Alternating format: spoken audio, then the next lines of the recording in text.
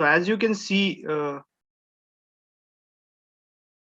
the first slide is about cell cycle and control. Now, although it is expected out that we will talk about cell cycle of yeast and the control only in budding yeast, Saccharomyces cerevisiae, but to be more, what you can say, to be more interesting, it is always better that we find a correlation between how the cell cycle in yeast is associated with the mammalian cell cycle, and to take some what you can say preliminary hints in the direction of cell cycle. We will have to see something in uh, that, or the studies that actually.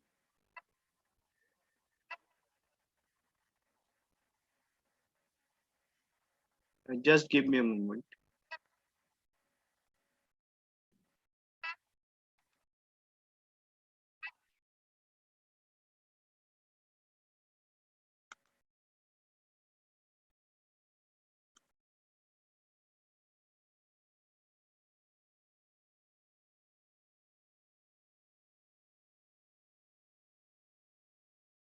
Okay, so yeah, so I was talking about the portion that we will be discussing along with yeast cell cycle.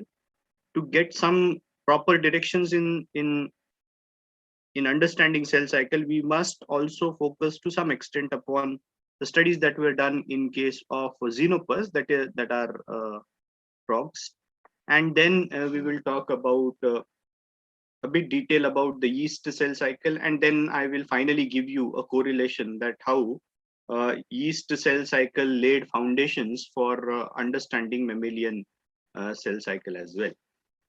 So let me first give you an introduction about the cell cycle. It begins with a very famous quote by Virchow, who talked about that cells come from previous cells. That actually laid the foundation of understanding that okay, there has to be a proper mechanism by the way of which one cell divides and gives rise to the daughter cells, and that we now know today that the process is actually referred to as cell cycle. So the preliminary, what you can say, understanding about cell cycle is something that the cell undergoes DNA duplication or chromosome duplication, and further then the chromosomes segregate into the two halves of the cell, and there happens to be a cell division. However, this is a very rudimentary what you can say understanding of cell cycle, or very crude understanding of cell cycle. This is just part of what we know as the cell division phase of the cell cycle. However, apart from that, the cell needs to first get itself prepared for undergoing cell division. Uh, I hope that you are getting the point what I am trying to refer. Yes? Yes, sir. Okay, good. So, major half of the cell cycle, if you look at it, major half of cell cycle is actually just preparation for cell division. So it is actually just a preparation phase that we are going to refer this portion, which is called as an interphase of any cell cycle. This entire region, what I am actually depicting, while only a short portion of it is the division phase, that is the M phase of the cell cycle. So the interphase has covers the major area of or major duration of the cell, wherein cell matures itself in order to first prepare for division of the DNA or DNA replication, and then prepares for cell division, which is actually the M phase. So all in all, if you look at it, then it consists of broadly two phases. One is an interphase, and the other is the cell division phase. However, when we look closely to the interface, then the interface consists of three individual phases. First is called the G1 phase. The G stands for growth. Okay.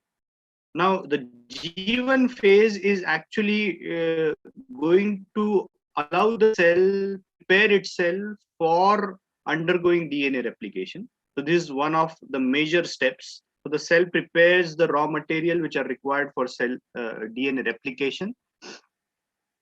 Once the replication is done during the S phase itself, it is also going to check whether the DNA replication happened properly or not. And then it moves on to the second phase, wherein it is going to prepare itself, that is the second G2 phase, where it is going to prepare itself for the division of the cell. So now what are the raw materials? If you can tell me, what do you think? What are the raw materials which are required to be prepared during G1 phase, and what are the raw materials which are required to be prepared during the G2 phase? What's your understanding? If I want to undergo replication or divide my DNA or replicate my DNA, rather, I should not say divide. It is replication of the DNA. That means you are preparing a copy of the DNA. Then what all raw materials you will require? Anybody?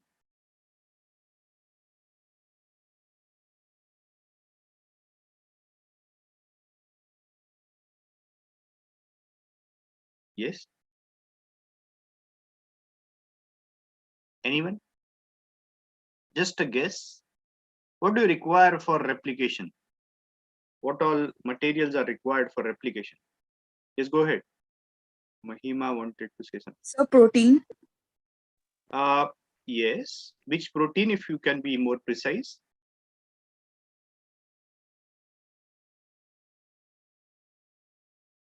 I believe that you all must have studied something about DNA replication previously, right? Yes, sir. So what proteins are required during DNA replication?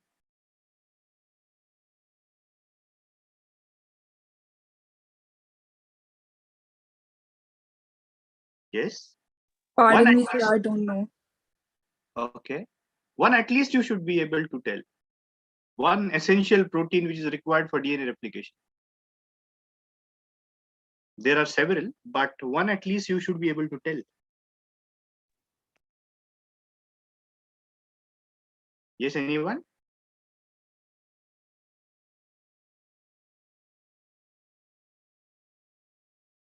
Okay, which enzyme plays the major role in DNA replication? DNA polymerase. Yes, exactly. So you will be requiring at least DNA polymerase. Okay. And obviously to synthesize DNA polymerase, which is itself a complex enzyme, you require several proteins, right? Yes or no? Yes, sir. Okay. Apart from this, then there are several other proteins which are required. Say, for example, you require topoisomerase, then you require helicase, then you require primase, and so on and so forth. Apart from this, you also require the single-stranded binding proteins. Also, when the synthesis is done, then you need to also package the DNA in the same manner how it was there previously, right? That means in the form of a chromosome. So you'll also be needing enough amount of histone protein. Do you agree with this or not?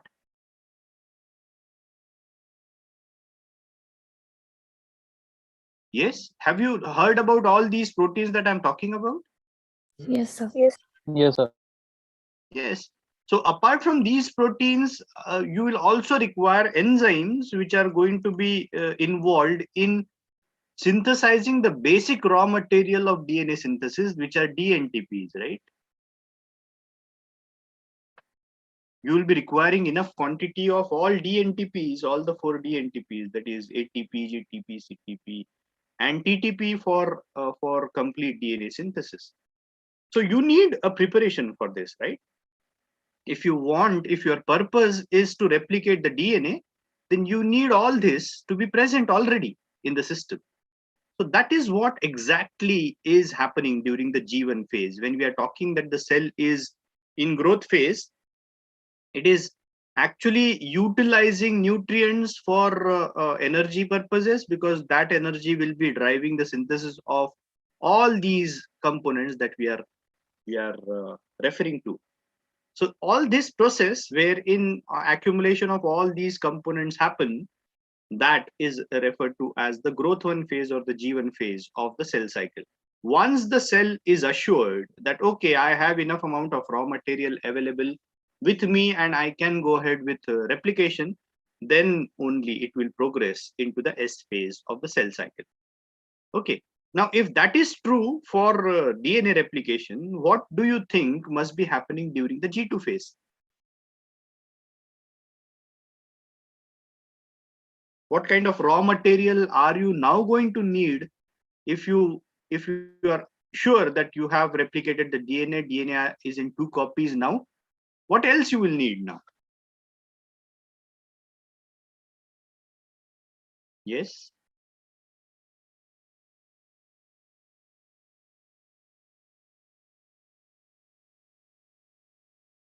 Is your purpose solved? Are you good to go ahead from this point? Meaning, once the DNA is replicated in 2 parts or has 2 copies created, are you good to go for division immediately? Or you will need some more material so that you can go for the cell division? What do you think?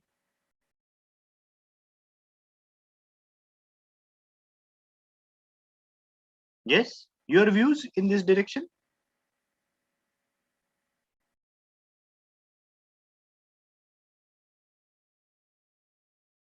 Two copies of the DNA, that's what you wanted during the S phase, you have got that. Are you good to go ahead from this point, in the sense that is it sufficient enough so that the cell can now divide? Or you will need something else to be prepared during the G2 phase? Yes? Okay, because nothing is coming from your side. There are 2 aspects of it. One, you should ascertain whether the DNA, replicated DNA, is in proper shape and conformation or not. That means it is in the form of properly structured chromosomes or not. Okay, one is that. So that is a check that you do. Okay, so that is a quality check, you can say, QC, that is done during G2. Apart from that, there is another thing that happens during the G2, and that is you're preparing for cell division. Now, obviously, if you want 2 cells to be synthesized, then you will need entire components exactly in 2 copies, meaning all the organelles should also be in 2 copies. I hope that you know something about organelles. Can you name a few for me? Mitochondria is one. Endoplasmic reticulum, Golgi bodies. Endoplasmic reticulum, Golgi, ribosomes. Yes, right? sir. So all of them you need to be having in 2 copies at least, so that you can segregate, bring about segregation of the components. Also, you will need enough amount of soup in the sense the cytoplasmic composition, right? So that you are ready to segregate the components, and you are ready to synthesize. Now, the cell also undergoes enlargement here. Now, if you can see here, the cell enlarges. That means it is newly incorporating those phospholipids, membrane phospholipids, which are required for membrane synthesis, new membrane synthesis, right?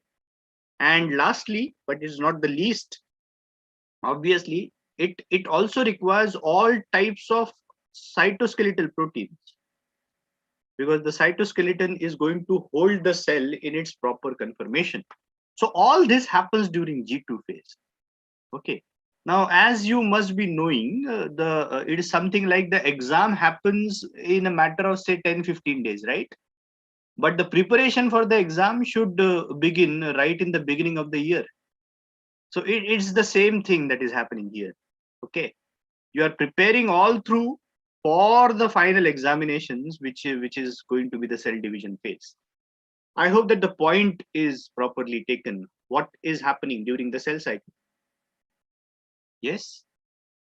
Was I clear enough to give you a good overview of cell cycle? Yes, sir. Yes, sir. Okay, good. So now once this is done, then we need to understand each and every phase of the cell cycle. So the first requirement is that we should be able to isolate the cells in a properly locked phase, right? I should be able to isolate the cells which are in G2 phase, G1 phase, G2 phase and M phase and S phase as well. So for that, the technique that is used very commonly for cell cycle related studies is referred to as flow cytometry. And what you exactly do here is that you are capable of isolating the cells. Now, I'm not going to go into the details of this because that will just go out of scope of your understanding of the cell cycle. So by some or the other way, this is actually a kind of a system that is capable of segregating the cells which are in individual phases of cell cycle. That is done by a kind of a fluorescent labeling method. We'll not talk about that. So what you can do is that you can isolate the cells in individual phases and then go for finding out that, okay, what type of proteins are there and how is the cell assessing that, okay, that I have enough amount of the proteins which are required for performing this particular phase of cell cycle, and I am okay with this particular phase of cell cycle. This has been done successfully, and now I can move ahead into the next phase of the cell cycle. So that is what happens by the way of a flow cytometer. You can segregate the cells in individual stage of cell cycle. Okay. So if you want some details about flow cytometry, then if the time permits, we can come back to the slide. Okay. Then is basically a process like what is happening during what phase of the cell cycle is given over here. However, there has to be a control mechanism, and that is what is the most important aspect of the cell cycle. That what exactly is going to be the driving force which is going to decide that, okay, the preparation in G1 is good enough and now I can enter into the S phase. So the first roadblock comes here, in the sense that you are into the G1 phase for most of the time of the cell, so that you are preparing for replication of the DNA. Okay. And once you are sure enough that the replication machinery is present at good volumes, then only you will make an entry into the S phase of the cell cycle. Otherwise, what will happen is replication is a quite energy exhaustive process, right? It is going to require quite a lot of energy. And it will be then a futile exercise that you are just putting up extra amount of energy without analyzing that, okay, you have enough amount of raw material to perform that particular activity. So it becomes a futile exercise. So the control is one of the most important aspects of cell cycle. There are three control steps here. First, as I told you, it is the roadblock, or you can say this is actually referred to as a checkpoint. Okay. The first checkpoint is before the entry, the cell makes an entry into the S phase. The second checkpoint comes up before the cell makes an entry into the M phase of the cell cycle. That is actually the mitosis phase. So this is another checkpoint. So this is the first checkpoint, the entry of S phase, and the second checkpoint is the entry of the mitotic phase or the cell division phase. And the final is the checkpoint where the cell is going to make an exit from the cell division phase. And once that checkpoint is crossed, then and only then you're going to get two daughter cells. Okay, so that's the concept of what you can say the control mechanism of the cell cycle. So is there any doubt in this? Are we good to go ahead from this point? Yes, sir. Okay, good. So now, how does the cell cycle control system works? Now, what are the controllers which control the cell cycle? The controllers were identified as basically containing two halves. Okay, one is called as a CDK, that is called as basically called as cyclin dependent kinase. So this is an enzyme. Do you know what the kinase does? What is a kinase? Have you heard about this term previously? So it basically signals the beginning of cell division. No, I asked you what does the kinase do? I'm not asking what the cyclin dependent kinase does. There are different types of kinases. Sir, it add phosphate group. Yes, but it's why then it is not called as a phosphorylase? Why it is called as a kinase? There is an important difference between phosphorylase and kinase. Phosphorylase is an enzyme that adds phosphate, while kinase is an enzyme which adds phosphate utilizing ATP. So it is adding phosphate from ATP. Okay. So that's an important difference between kinase. So what is happening is that this phosphate will be added here by the kinase. Are you getting my point? So it is a kind of phosphate transfer enzyme which essentially depends upon ATP. So it's an energy driven phosphorylase, as you can see from here. Okay. Now, as I said, there is in case of cell cycle progression, the important kinase is cyclin dependent kinase. The name itself suggests that it depends upon another protein which is referred to as cyclin. Okay, this is an essential protein which is going to guide the kinase for its activation. So unless there is cyclin in the system, the CDK will be inactive. Does that make sense? Yes. Okay. So now when CDK is alone, just imagine this, that CDK is alone, there is no cyclin, then CDK will be inactive. This will not give you activity. However, once it gets coupled with a cyclin, then CDK becomes active. Okay, so the activity of CDK is essentially guided by cyclin. Okay, or is cyclin driven. So now, if you talk about different types of cyclins, then presence of this cyclin in individual phases of cell cycle could be a guiding point for CDK's activity.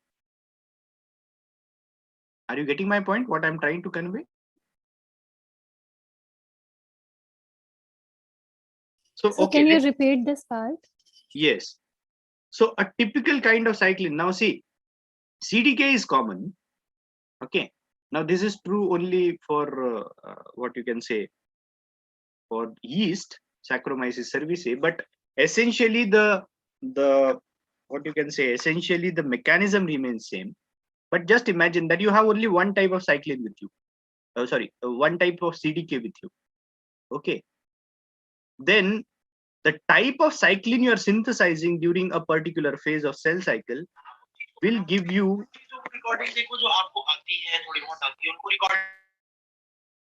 so the type of cyclin that you are synthesizing during the phase of the cell cycle is going to guide the CDK to be either active and will be directed towards not necessarily in the same order. Each one of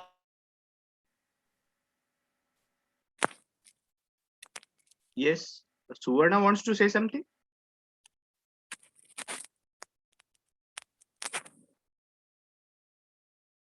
Okay. Okay, should I go ahead, or is there any problem regarding you want to ask me some question?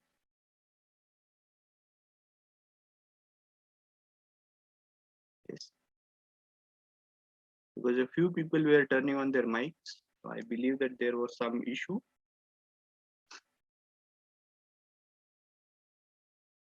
Okay, anyhow. So where I was, yeah. So I was talking about CDK. Now the CDK, what will be the target for CDK? Now CDK has a kinase activity. It is going to phosphorylate its target. So it must be having a target, right? So there should be a substrate for the action of CDK. That substrate, now which substrate will be targeted by CDK is under the control of cyclin. Make sense? Yes, sir. Yes. So now in which phase of cell cycle you are, that will be directed by the type of cyclin present. Now just imagine this, that during the G1 phase, if you synthesize an S cyclin, then what S cyclin will do is that it will bind to the CDK and will be responsible for turning on the DNA replication machinery. Are you getting my point? Yes, sir. Okay. So now once DNA replication machinery is turned on, you have surpassed the G1 phase, right?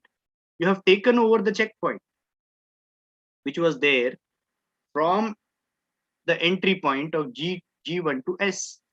That is dependent upon the synthesis of the S cyclin. So S cyclin will be attaching itself to the CDK, and the CDK is now directed for activation of the DNA replication machinery. Okay, so the guiding here is done by S cyclin. I hope that the point is clear.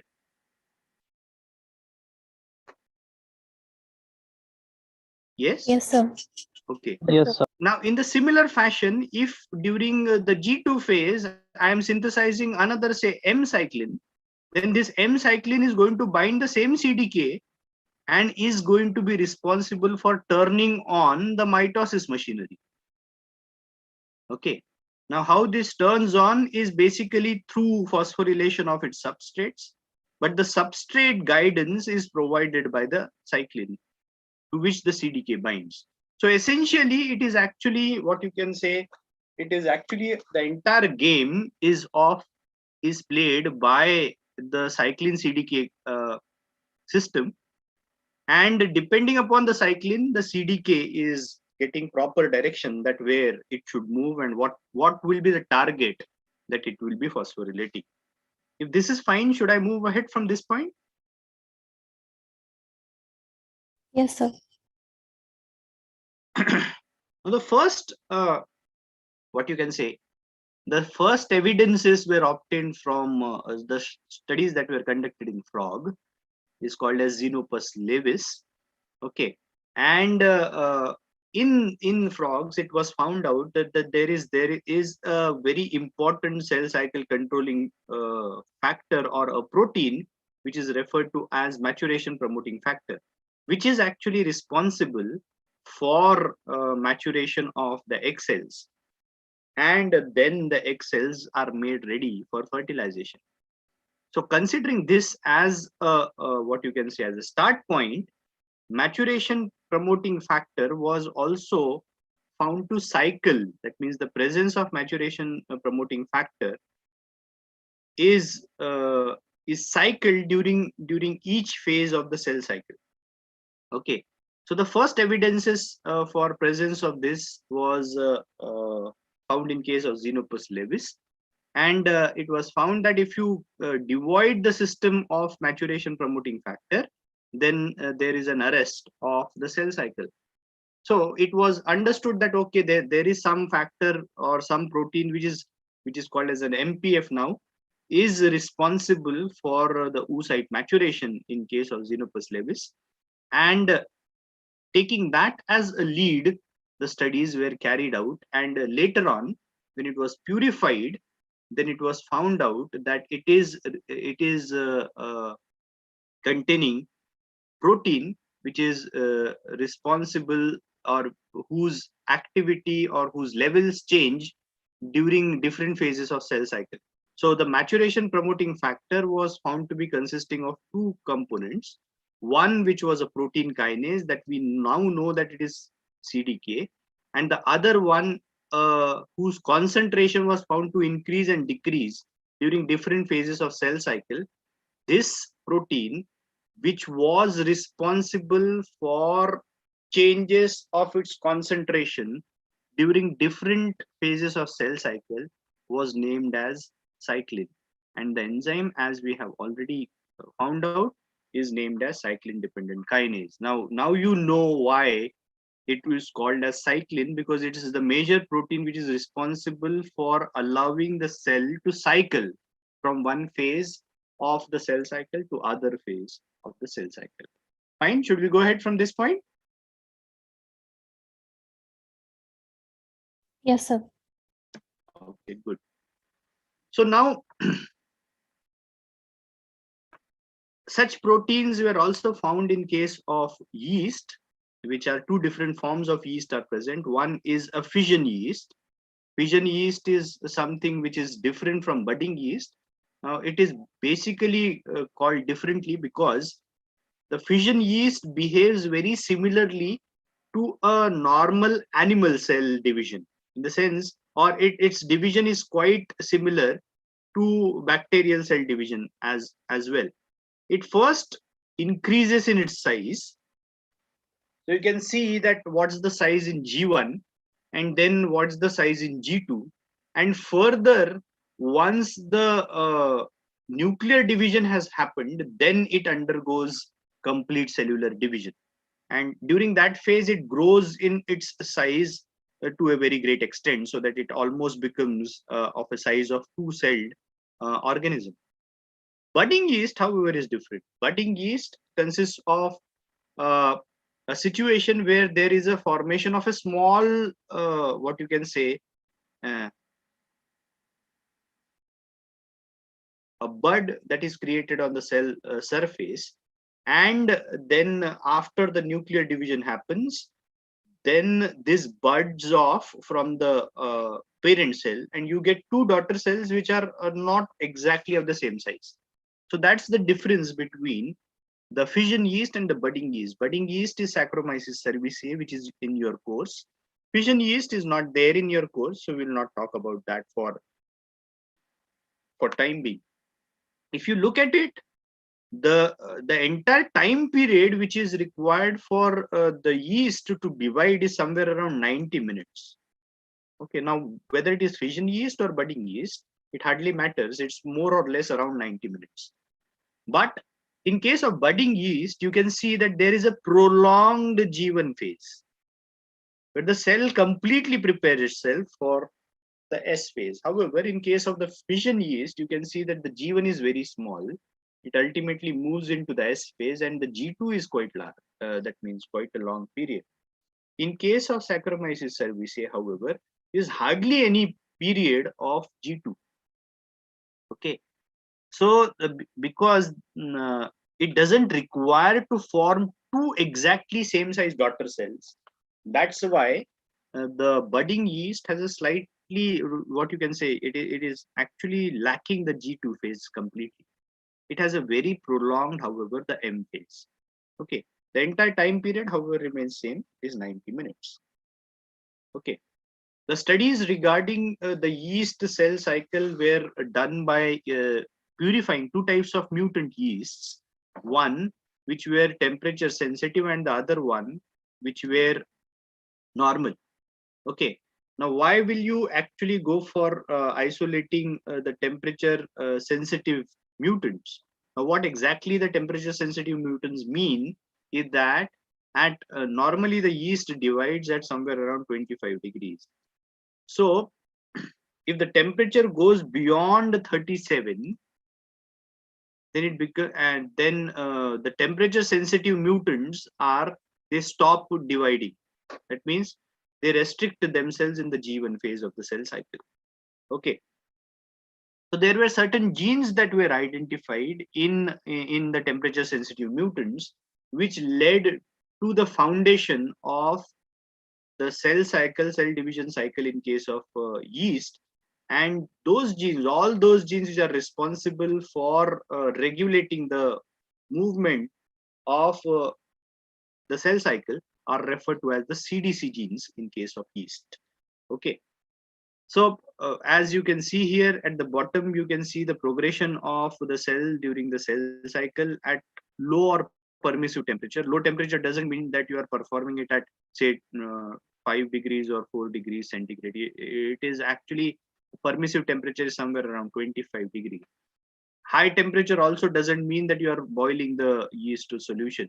It's actually somewhere more than 37 degrees. So temperature sensitive mutants are those which cannot undergo cell cycle at or beyond 37, while they can perform the cell cycle at lower temperatures, that is somewhere at 25 degrees centigrade.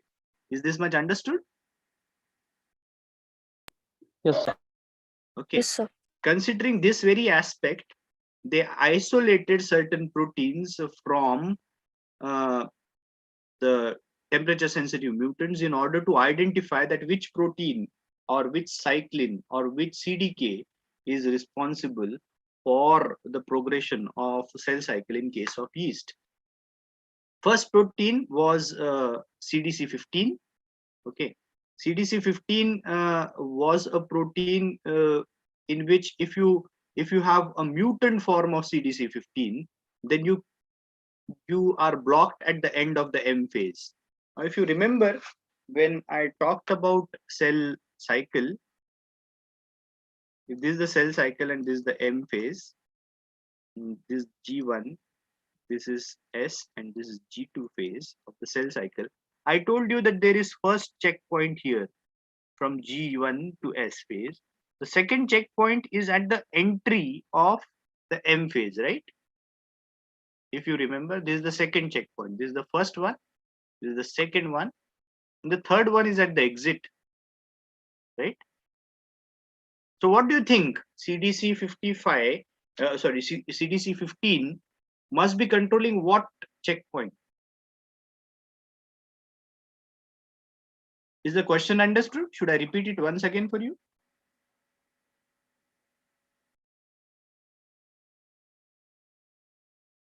Yes. So at the beginning of M phase. So you are Third saying checkpoint number 2. You are saying checkpoint number 2. Yes, sir. Okay, one answer that is coming is saying that checkpoint number 2 is the checkpoint which is under the control of CDC15. Yes, any other? Sir, third checkpoint. Yes, checkpoint number 3 is actually correct. Because see, when you are lacking, when you are talking about CDC mutants, then perhaps they are non-functional CDC15s, right? And when you lack CDC15, then you are blocked at this point in the sense that you cannot move. That means you cannot perform the last phase of the cell division cycle. That is at the end of M phase. That means that the protein is essential for crossing this third checkpoint. So CDC15 is responsible for controlling the third checkpoint. Okay. What do you think? What must be responsible for controlling first checkpoint? I'm not talking about a protein here. I'm talking about that what should be the decision maker here for the cell to decide that whether it needs to take over the first checkpoint or not. What do you think? What should be the deciding factor?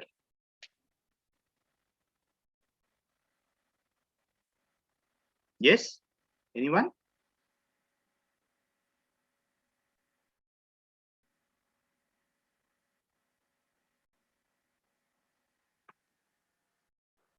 The deciding factor here is essentially, now you are going to have a healthy G1 only when you are in an environment which is quite nourishing, right?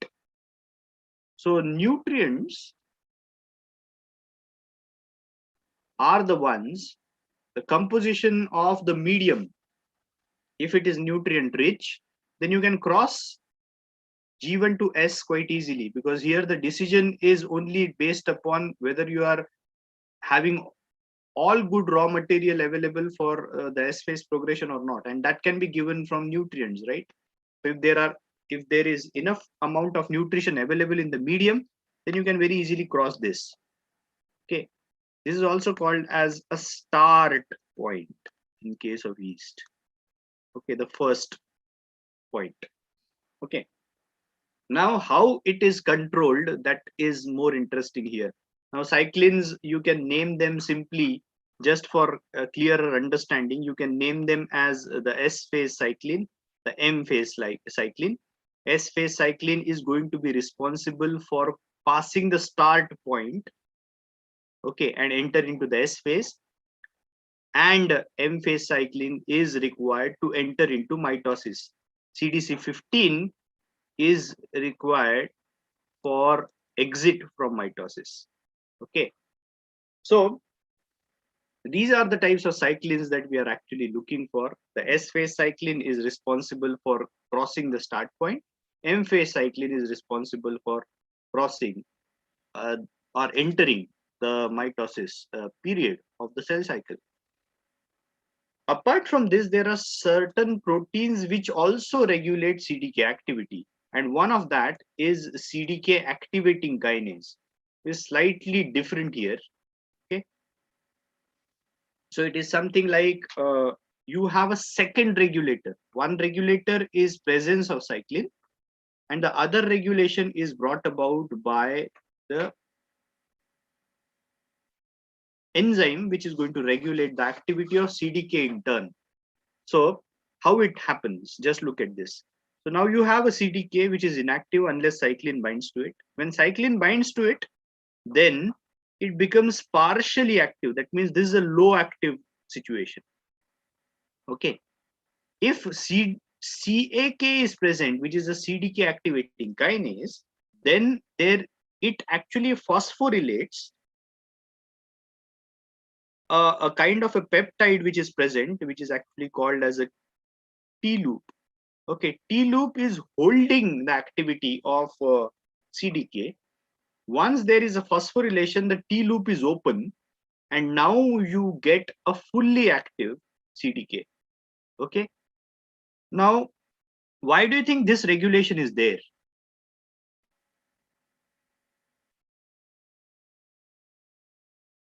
Yes, any idea? The first level of regulation is brought about by cyclins. Presence of cyclin or absence of cyclin will be the deciding factor. Yes, do you agree? Yes. Yes, sir. Okay, that is the first level. The second level is the CAK, that is the cyclin dependent kinase activating kinase. Why do you think that there is a requirement of this CAK enzyme?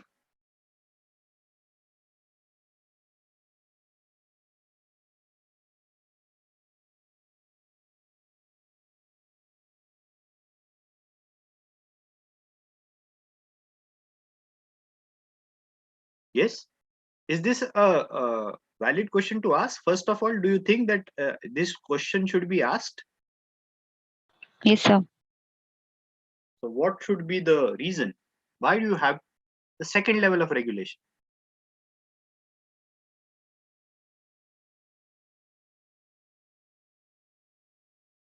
See, inside the cell, the activity of the cellular components is actually dependent upon the concentration, right? Concentration of cyclin. Now for cyclin synthesis, you cannot synthesize 100 cyclin in one go, correct? You will slowly build up the levels. Do you agree? Yes, sir. Okay. So till say 100 cyclin is your requirement, till you build up 100 cyclins, you don't want a completely active form of CDK. Make sense? Yes, sir. Okay. So once 100 cyclins are completely synthesized, then only you want a complete activation of the CDK. And that's what exactly is controlled by CAK protein. Okay. So what it will do is that it will not unlock the full active form of CDK unless there is a level of cyclin that is reached. And that is actually decided by the enzyme's capacity to bring about phosphorylation. Okay, so actually, when you talk about CAK, the Km value of CAK, now I hope that you know what is a Km value. Km value talks something about the affinity of the enzyme for its substrate. The Km value of CAK for the CDK is slightly higher. That means the affinities requires that a particular level of CDK should be reached, and it can bring about activation only when once all 100 of CDK cyclin complexes are created. Unless all 100 are created, it cannot start phosphorylating. The CAK cannot start phosphorylating. Okay, so that's a kind of what you can say trick that is played by the cell, just to ensure that not all CDK become completely activated unless all cyclins are present. This also gives the cell enough amount of time so that it should not progress into the S phase immediately. It should progress or in the M phase immediately. It should progress slowly into the phases once the complete check has been taken care of. Okay. Now, apart from like activating CAK, there are certain inhibitors also. Okay. Like for example, there is V1 kinase. Okay. You can look at it. V1 kinase adds another phosphate and it inactivates the CDK cyclin complex. Okay.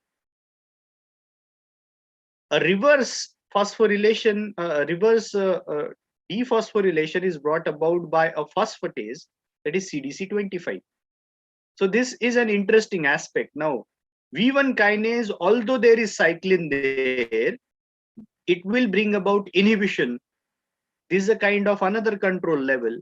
So if there is an overactive CDK with you, you will be inactivating that by using V1 kinase. Okay. And once you sense that, okay, the target proteins are less phosphorylated now and they are more into inactive stages, then you will reactivate the CDK cyclin complex and again make the activation of the target proteins. Now, just to give you an example, okay, this doesn't happen like that, but just to give you an example, if I want to bring about a replication to happen, DNA replication, so I will need DNA polymerase, right? Okay. Imagine that DNA polymerase needs phosphorylation for its activation. Okay. Now, when DNA polymerase is phosphorylated, then only it is active. Just imagine this. Okay. Just for understanding, we are considering it. So that phosphorylation is brought about by CDK cyclin complex, which is the S phase cyclin now. Okay. Once this phosphorylation happens, polymerase gets active and DNA replication begins. However, there is not only one DNA polymerase, right? There are several DNA polymerase copies, and the replication should start at different chromosomes almost at the same point of time, so that all chromosomes are replicated in a same at the same order. Imagine that there is only one DNA polymerase here. So what will happen? Other DNA polymerases are not there, not completely available for phosphorylation. So what will happen? One DNA polymerase will begin replication. So say chromosome number 1 duplicates. So you get 2 copies of chromosome number 1. What about chromosome number 2, 3, 4, 5? Right? So once you have got 2 copies, then only this DNA polymerase may go to the chromosome number 2 and start doing replication of that also. But imagine that you have all five copies of DNA polymerase, and they are getting phosphorylated at the same point of time. So you will get all 5 chromosomes in 2 copies immediately, correct? Make sense? Yes, sir. Okay. Now imagine that instead of 5, you have 10 DNA polymerases with you. Okay. You phosphorylate 5, then you should stop. And that is done by V1 kinase. Make sense? Yes, sir. Okay. So that's how it works. And reactivation can also happen by phosphatase activity. If you find that one DNA polymerase is not functioning properly or is not giving you the product immediately, then you can immediately turn on the kinase again, which will phosphorylate another DNA polymerase and bring about the phosphorylation of DNA polymerase and the replication cycle. Okay. So that's how it happens. There are other ways also. There is another direct inhibitor of CDK, which is a P27 protein, which binds to the CDK cyclin complex and brings about inactivation of CDK complex. Now you don't want, see, if you have an always active CDK, then this will continue DNA replication over and over again. You don't want that. And that is why it should be activated only during the beginning of DNA replication. And once the replication begins, then you should stop activating the cyclin dependent kinase. So that's how it is regulated. Now, just to give you an understanding or a correlation, okay, what I will do is that I will just skip this part because it's slightly different from the yeast cell cycle. However, it has all the 3 checkpoints that we have talked about. Okay. And the cyclin, like in yeast, essentially only cyclins differ, but CDK remains same. In case of mammals, the CDK as well as cyclin, both are different. So the complex itself is different for every phase of cell cycle. That's what I would highlight here. And that is what ends our discussion related to cell cycle. And the next part is associated with the next part of our discussion today is associated with the cell signaling aspect. So, if, okay, just a moment. So I will share another presentation here. Okay. If you may permit, I will take a break of 5 minutes and then I will begin the portion which is associated with cell signaling. Is it fine with everyone? Yes, sir. Yes, sir. Okay, so we'll take a break of 5 minutes and I will rejoin. I will share the PPT with you of the cell cycle. Okay, so just 5 minutes break and then we'll rejoin.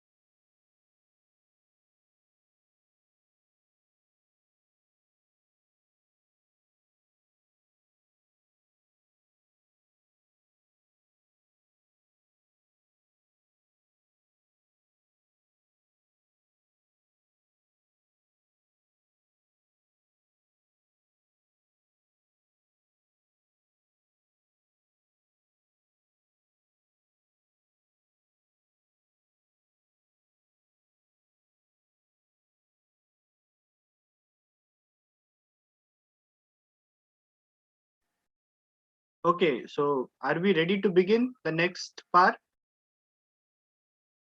Yes, sir. Okay, good. So we will talk about cell signaling now.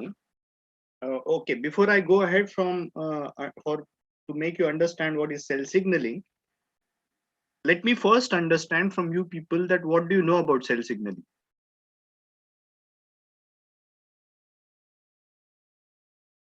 Yes? Any idea about cell signaling? What is it?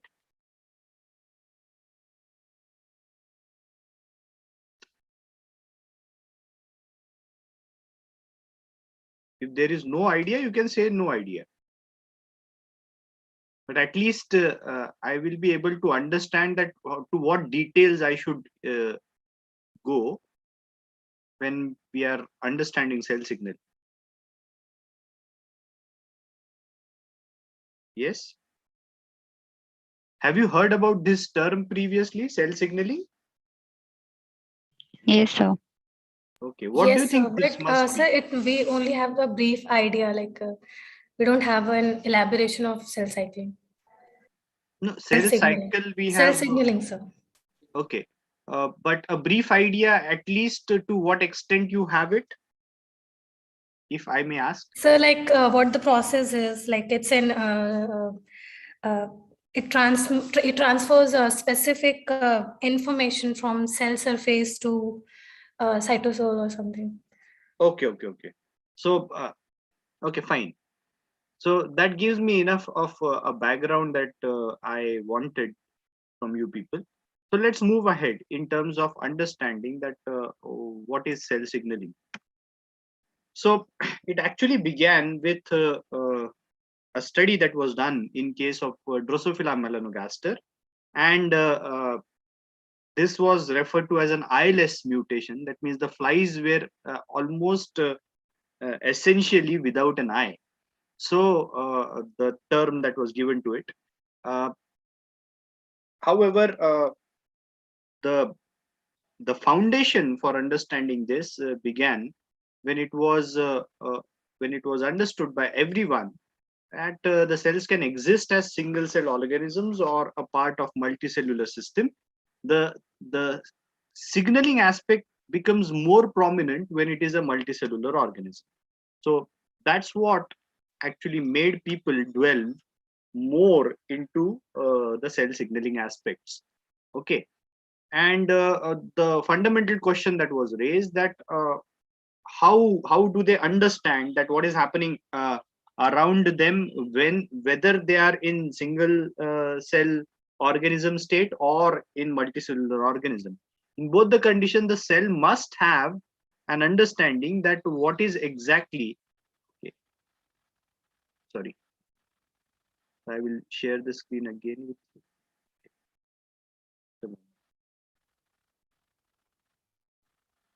Yeah, so it doesn't matter whether it is a single cell organism or a multicellular organism. The cell itself, every cell should have this understanding that what is happening around it. And the most important thing is how does the cell makes out that which type of cell it needs to differentiate into and what type of function it needs to perform. Okay, the answer to all these questions is essentially because they communicate with several cues that are present in the environment.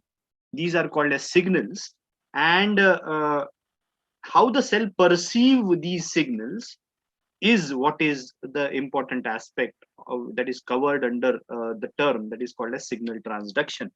That means what is out, how the cell understand that what is exactly present outside the cell, how the signal is perceived.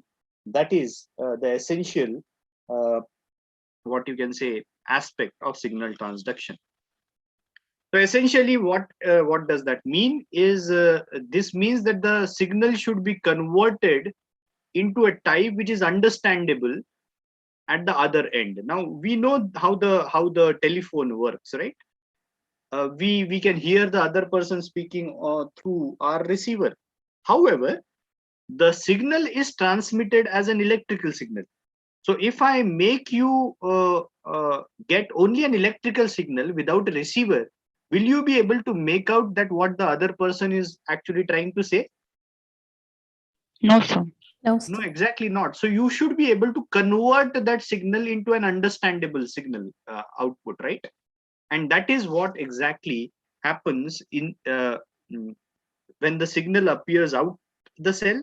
How that signal is perceived inside the cell, that is decided by certain receptor molecules. That means you might okay, I will give you some examples. Like the signal outside the cell is same, however each cell type perceives that signal differently.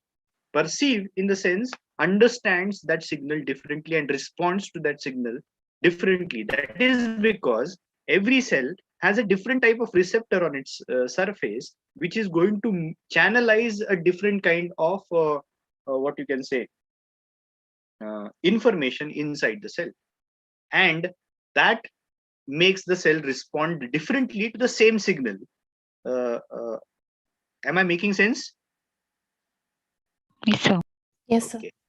So that is what is signal transduction all about. So if there is an extracellular signal molecule, it binds to a receptor protein on the cell surface, and then it sends an intracellular signaling molecule B. So if there is an A molecule that is binding or is a signal molecule that is outside the cell, you synthesize another molecule which is inside the cell, and that is called as molecule B. Often this molecule is also called as a second messenger, because the first message is brought about by A, while that message is converted into a cell understandable message, which is B, and hence this is often referred to as a second messenger molecule. Now there are different types of signaling. There could be endocrine signaling mechanism, wherein one organ is responsible for synthesis of the hormone, while the target organ is completely different. Okay, so there is organ number 1 which is responsible for synthesis of the hormone or the signal molecule, while that signal acts at a very long distance on another organ, say organ number 2, which is very distantly placed to organ number 1. Okay, so organ number 1 is responsible for synthesis, while organ number 2 is responsible for understanding the signal and give rise to certain expression in response to that organ. Such type of signal is basically hormone based signaling. Then there is another type of signaling which is a paracrine signaling. Paracrine signaling happens in the local vicinity of the cells. The cells are that means the signaling cell and the responding cells are very closely placed to each other. Okay, that means they are just like neighbors to each other. They are not as long distant kind of signaling as we have seen in case of endocrine. So that is what is called as paracrine signaling. And there is neuronal signaling. Neuronal signaling is very short distance signaling, happens only between two types of nerve cells, and sometimes between a nerve and a muscle cell, because neurons are quite essentially innervating the muscle cells as well. So sometimes that happens, but most of the times it is between two neurons. And this very short distance because the neuronal signal can be understood by the other neuron only. Then there is another type of signaling which is a contact dependent signaling, which also is in one part found in case of neuronal signaling. This is called as electrical synapse based signaling. This happens through physical contact. And the last type of signaling is called as an autocrine signaling, where the cell synthesizes the signal and the same cell perceives that signal as well. So it is on the same cell. That is called as autocrine signaling mechanism. So there are different names that are given to different types of signaling systems.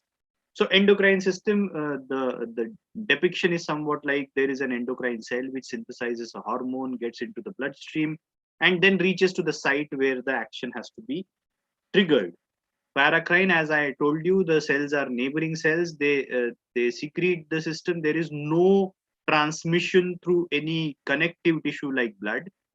Okay, it is directly moving from one cell to other cell, which is very closely placed. Neuronal signaling happens at the synapses. You might have heard about this. The two neurons are closely placed, and the signal is released in the area which is called as a synaptic cleft, where the signals act. And if they move away from this area, then the signals don't give you any action. And there's a contact dependent signaling. This is very prudent in case of in vitro cell culture. This is also called as the cell can make other cell understand that, okay, I am sitting next to you. There is something like that. Okay, now as I told you, the same kind of signal molecule may be perceived differently by different types of cells, and hence may have different effects. So for example, the signal is same, acetylcholine, but we'll see how it differs in different types of cell. Acetylcholine, the structure looks like this. Okay. And say when it binds to a heart cell, then it causes a decrease rate of contraction. That means there is decrease in the contraction of the cells. However, the same acetylcholine, when it binds to certain secretory cells, like say salivary gland cells, then that is responsible for causing secretion of certain components in the saliva. Third type is when acetylcholine binds to a peculiar kind of a receptor on the muscle cells, skeletal muscle cells, then it brings about skeletal muscle contraction. Now, just look at the difference. This is a cardiac muscle and this is a skeletal muscle. In skeletal muscle, it is causing contraction, while in case of cardiac muscle, it is causing relaxation of the cardiac cell. There is a big difference how the cell perceives the same signal, and that essentially because the type of the receptor that is binding to acetylcholine. Am I making sense to you all? Yes, sir. Okay, so it's not the signal which is going to be a deciding factor. The deciding factor here is the receptor, how the receptor responds to the signal, right? Okay, so many of the times it may happen that the cell give a combined response to several signals. This is also possible. Okay, so the same cell may have different outcomes to various signal combinations. So if there are 3 signaling molecules then present, then the cell will survive, something like that. And if there are, in addition to these 3 signaling molecules, if there are 2 more, then the cells will undergo division. So we have just seen in case of cell cycle that it is not necessary that the cell will always divide, right? So here is the same situation, that unless you get these 2 components in addition to the survival signals, you are not going to divide. And finally, division is different and differentiation is different. Can you tell me what's the difference between the two?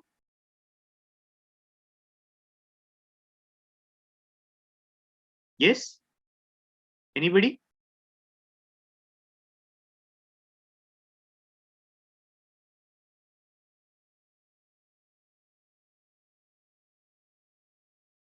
You must have come across these terms previously, right? Cell division and cell differentiation. What's the difference? So in cell division, one cell divides into 2 daughter cells. Which are And- exactly like the parent, right? Yes, sir. Okay. What about differentiation then? Sir, it forms a copy like similar copies. No. So, sir, in division, the daughter cells are similar, and in differentiation, the new cells are structurally different. Yes, they are destined to for one particular function now, which the parent cell was not tested, right? So if I can give you an example, something like you might have heard about stem cells, right? Yes, sir. So Yes, sir. stem cells give rise to certain type of cells which are called as progenitor cells. Now the difference between stem cells and progenitor cells is stem cells are capable of self-renewal.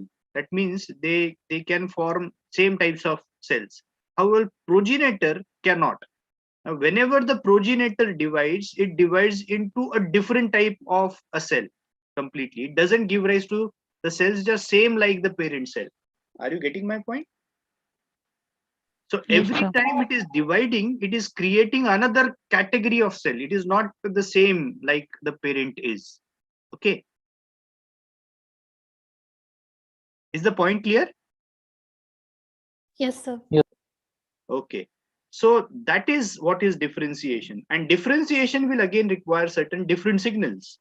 Okay. So in addition to survival signals, if you can look at it, in addition to survival signal, the other signals which are acting on the cell will decide whether the cell will divide, just to give rise to two exactly same daughter cells which were same like the parent cell. However, differentiation is a feature in which the cell will be made to have a peculiar function, like it might start behaving like a liver cell or a cardiac cell or so on and so forth. So that will be referred to as differentiation.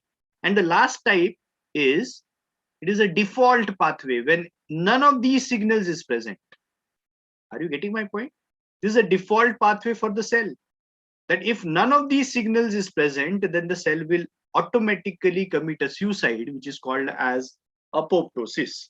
Have you heard about this term previously? Yes, sir. Right? So this is a default pathway. Just look at this, that if you don't have ABC here, then the cell will immediately try and commit suicide. Are you getting my point? Okay. Yes, sir. So now we come up at the point that how does these signals work? And there will be three important questions that we'll be addressing: at which level, where, and how many different types of signaling mechanisms exist. A general mechanism is that there is an extracellular signaling molecule and a receptor protein. Okay. Then it leads to synthesis of certain intracellular signaling proteins, which lead any of the three of the consequences. One, it may actually go for altering the metabolic enzymes so that the metabolism gets altered. It might act at the gene regulatory level so that the gene expression is changed, or it may act at the cytoskeletal level so that the shape or the movement of the cells is changed. Okay, so this is a general action plan for the extracellular molecule, how it acts on the receptor protein, and what the receptor protein, what type of intracellular signaling proteins are triggered by the activity of the receptor protein. Okay, so now the question that anybody should ask is, each cell responds to a limited set of signals only. Why is it so? And that is essentially, one can now answer the question, why do you think that each cell responds only a particular set of signaling molecules only?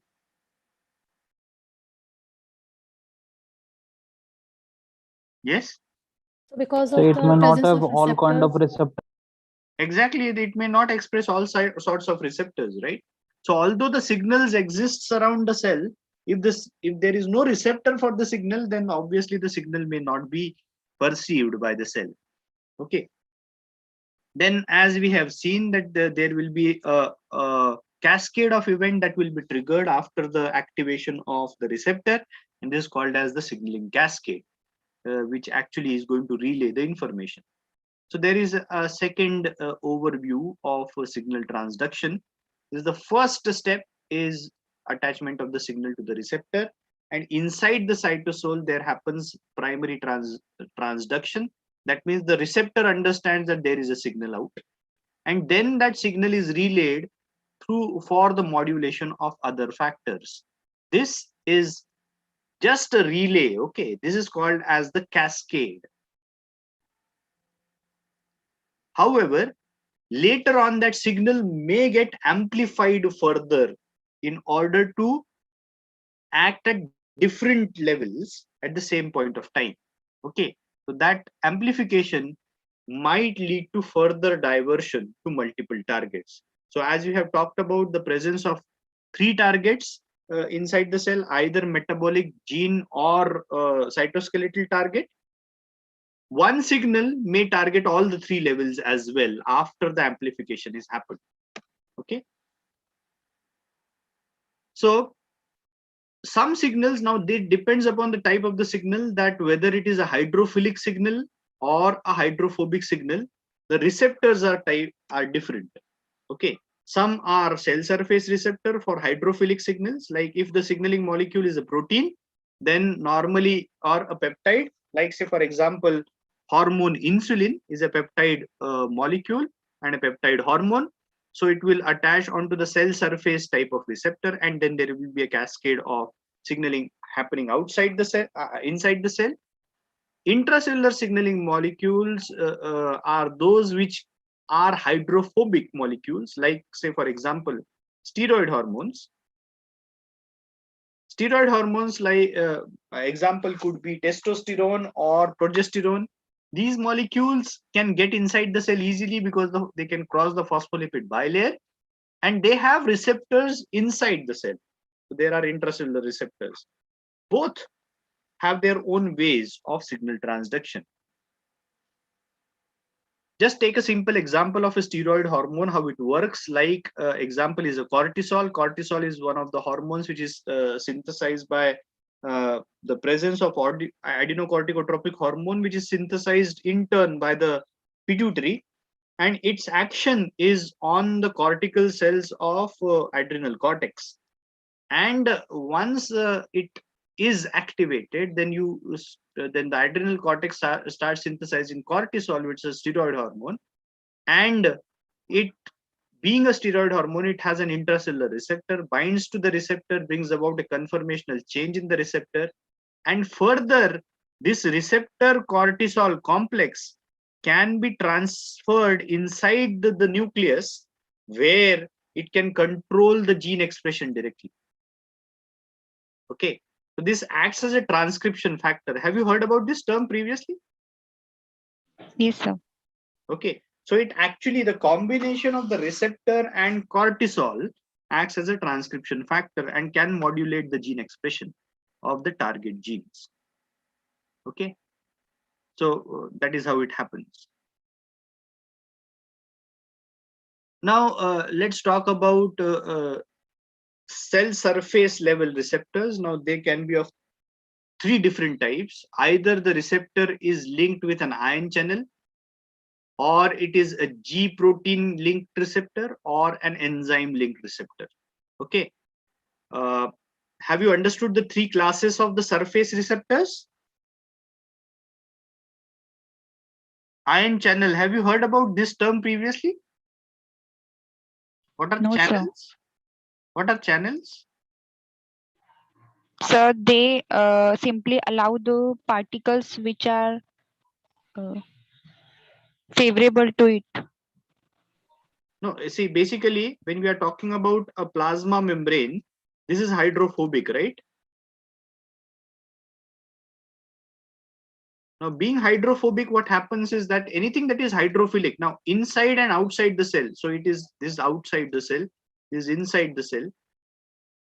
Anything that is hydrophilic outside the cell cannot cross this hydrophobic membrane and come inside. Are you with me still?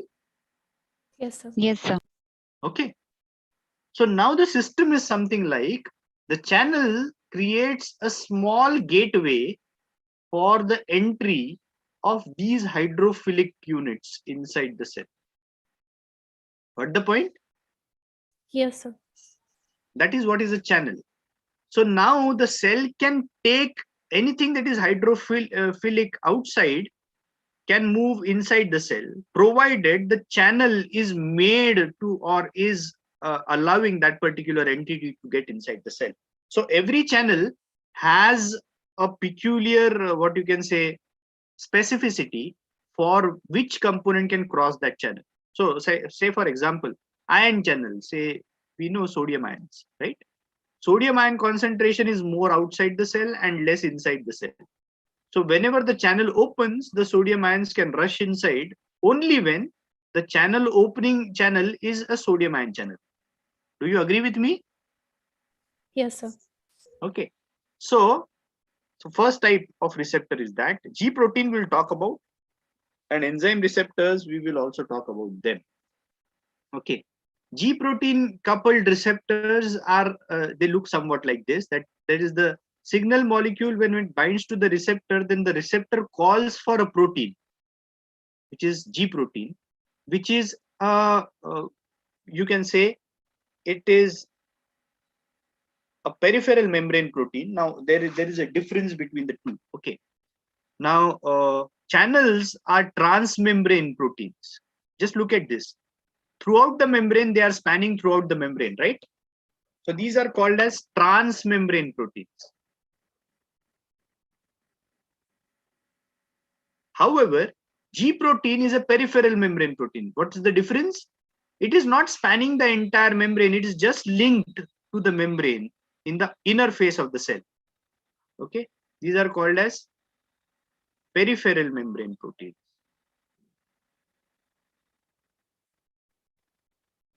Got the difference between the two? Yes. Okay. Yes, So sir. G protein is a peripheral membrane protein, while the receptor is a transmembrane protein. So as soon as the receptor binds the signaling molecule, it calls for the G protein. And when G protein binds to the receptor, which has attached to the signal molecule, it gets activated. Activated G protein now can in turn activate other enzymes and can bring about a cascade of reactions. That we'll talk about later. Third type of receptors are enzyme linked receptors, wherein the receptor itself has an enzymatic activity, but its activity is triggered only when the signal molecule binds to it. Got the point? Should I repeat it again? Yes. Yes, sir. Okay. So the receptor itself has an activity, enzyme activity, but it is inactive unless it binds to the signal molecule. So once it binds to the signal molecule, it becomes active. This is called as receptor dimerization. So to put it simply, a monomer is inactive, but the dimer is active, and dimerization is triggered by the signaling molecule. Fine? Yes, sir. Okay. So this is how it happens in different types of the channels. Okay, I will take only 5 minutes and I will rush through because I am actually going ahead of time that was allotted to me. So ion channels are present in the neurons. So neurotransmission happens through the ion channel, and further on there leads to a second pathway of signaling inside the neurons, which can be of this type. That is, previously the enzymes are inactive. However, when the signal is there, then there is activation of the enzyme. Just now we have seen it even in case of cell cycle, that how it happens. So that can be either through kinases, which are ATP dependent kinases, or there could be a GTP dependent process of phosphorylation. So these are called as GTP or GTP binding type of signaling proteins. Okay. So G protein coupled receptors fall into a category of GTP activating kind of proteins only, and that's why they are called as G protein type of receptors. Example very commonly is given of insulin binding, and the receptor looks like this, and there are three parts of the inactive G protein: alpha, beta, and gamma. Okay, once the signal molecule binds, the entire G protein binds to the receptor now, and it is in inactive form because it is bound with GDP. Now what happens is that after it has bound to the receptor, the GDP gets replaced with GTP, and that causes activation of the alpha subunit, while the beta and gamma subunit is also activated but has a different target. Now you can see the amplification of the signal here. Okay, it is causing two different parts of the G protein to get activated. One is an alpha subunit and another is the beta gamma complex.